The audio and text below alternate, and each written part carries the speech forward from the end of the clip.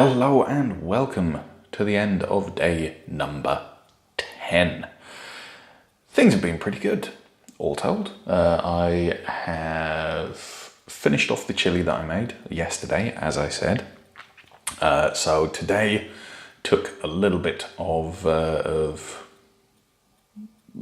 calling it ingenuity isn't really saying anything. It wasn't. I basically had a bunch of rice left over. I took the boy out to Lidl and we bought some extra veg, extra bits and bobs that we needed at the time. So I got a pack of frozen vegetables, which is like cauliflower and carrots and peas and a bit of rocket and stuff like that, all mixed together. I got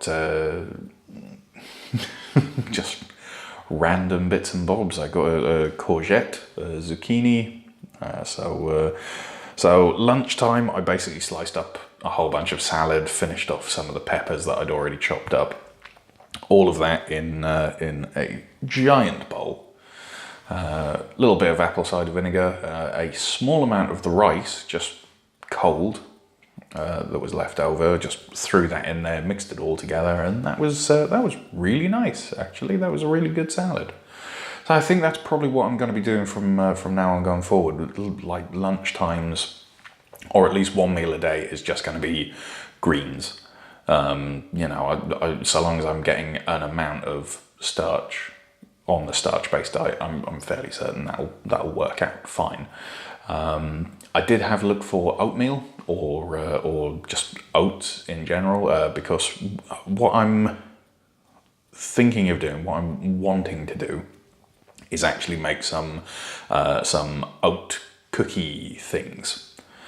Obviously, try and stay away from oil and sugar and stuff, but I really was a fiend for the oat and raisin cookies that you used to be able to get in Tesco in the UK, and obviously not in the UK anymore. So I think if I make a few of those, make like a batch or two, that is a snack that I can have that's safe, or as close to safe as I can really get on a snack, other than fruit. As I said before, I'm not really a big fruit eater. Following the McDougall maximum weight loss plan, you're only allowed 1 or 2 pieces of fruit a day,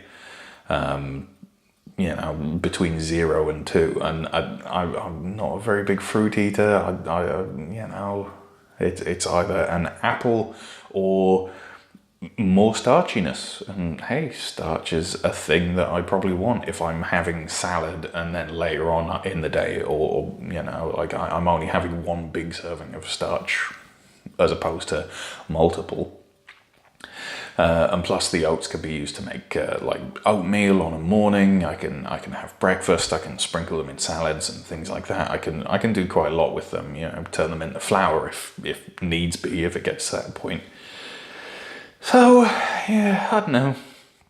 Hopefully I'll find some of that tomorrow when we're out and about and shopping. I think I might give a try to Penn's weird death by cocoa powder and fruit concoction, just to see what it's like. Really, it's something like blackberries and raspberries and cocoa powder and a ton of cayenne pepper. So grab a couple of those. The boy eats raspberries and blackberries all the time, so it's the normal shop, basically. We'll see whether or not that comes to fruition as well. Yeah. Oh, lesson. Fried rice is impossible to make without oil. As I learned. So basically tonight, when it came to sort of doing my dinner, I decided I would try try and do a fried rice because I've had chili for the last couple of nights. Chili and rice is pretty good, and I definitely want to do some burritos and stuff at some point in the future, possibly next week. But so far I haven't been able to find a wholemeal or just pure corn meal tortillas. I've only found like the bleached white flour. Meh. So instead of buying that and going with it, I'm going to save off up until then. Hopefully I'll find something this weekend that I can use for that, and you know, knock together some refried pinto beans and what have you. With the oil-free recipes that I know, I can knock together a salsa. I can keep that around. Maybe have an attempt number one at a hot sauce. I've got some Tabasco and stuff anyway, so even if it doesn't work out, you know.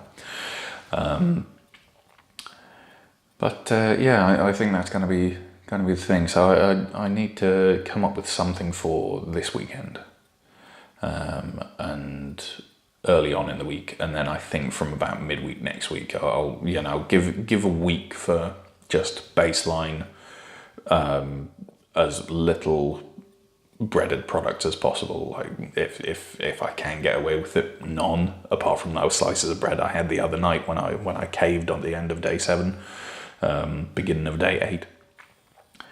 But yeah, you know, like we'll see how it goes. I've got ideas for what I want to do, and I think, yeah, I'm trying to find this balance, basically. On the one hand, I've got in my possession right now the maximum weight loss guide, basically the book for maximum weight loss, and I've got coming from America, I'm fairly certain it's America, an English language copy of The Starch Solution, also by John McDougall. And I've been watching a lot of content, and the amount of stuff there's quite a few times where McDougall's actually said he regrets writing the maximum weight loss book. Not for what's in it, but that it's, you know, sort of gone down the thing of what quite a lot of diets do, which is saying, you know, green and yellow vegetables, cruciferous greens, that sort of thing, and cut down on the starch. Whereas his starch solution says starch should be 90% of your meal. It should be like potato and a couple of stems of broccoli, and that's your meal. Which I can get behind, and then, you know, it says in there, you know, you're still hungry, get even more, and what he's said is you follow the starch solution, and if you aren't losing weight as quickly as you would like because you're not filling yourself with oil and fat and grease and this, that and the other, then you start bringing in the things that are in the maximum weight loss book.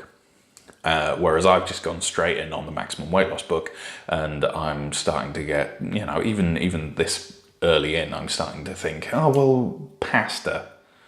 You know, I like there's even in the maximum weight loss book, there's instructions for things like pasta dishes and rice cakes and this and that and the other. And so it was causing me a little bit of confusion, but I think I've cleared it up today anyway.